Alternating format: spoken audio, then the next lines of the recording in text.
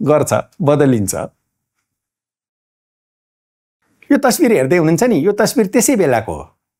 अलि ध्यान दिएर हेर्नुहोस् त। मैले त्यहाँ राजालाई मनमा लागेको कुरा भने, यस्तो ठाउँमा बोलाएर पनि तिम्रो के विचार छ भनेर सोद्धाखेरि यस्तो ठाउँमा पनि कुरा गर्ने ठाउँ हो भनेर भनेको थिएँ। मैले मेरो अप्रसन्नता व्यक्त गरेको थिएँ। त्यसको केही समयपछि चाहिँ नि एउटा प्राइभेट अडियन्स पाएको थिएँ। त्यो मैले खुसीमा लेखिसकेको कुरा हो। तर अब यो इलेक्ट्रोनिक मिडियमबाट अझ अरूहरूले पनि हेरोस्। यो तस्बिर हेर्दा आज मलाई रमाइलो लाग्छ।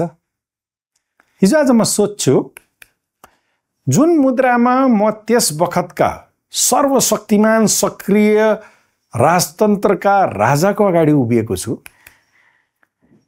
के आज कुनै सामान्यजन वा पार्टीको कार्यकर्ता यसरी नै निरपेक्ष भावमा उभिन सक्छ नेतृत्वको अगाडि? उभिए ऊ कतै भीमरावल त हुँदैन, वा देउवाजी वा प्रचण्डजीको कोप भाजनको शिकार त हुँदैन। अब मधेसवादी नेताहरू पनि कम छैनन् आफ्नो अगाडि ठाडो उभिनेलाई के गरेको छन्। यो प्रश्न मात्र हो नि। फेरि यसमा यो स्टेटमेन्टमाथि तपाईँले अन्यथा अर्थ नलगाउनु होला।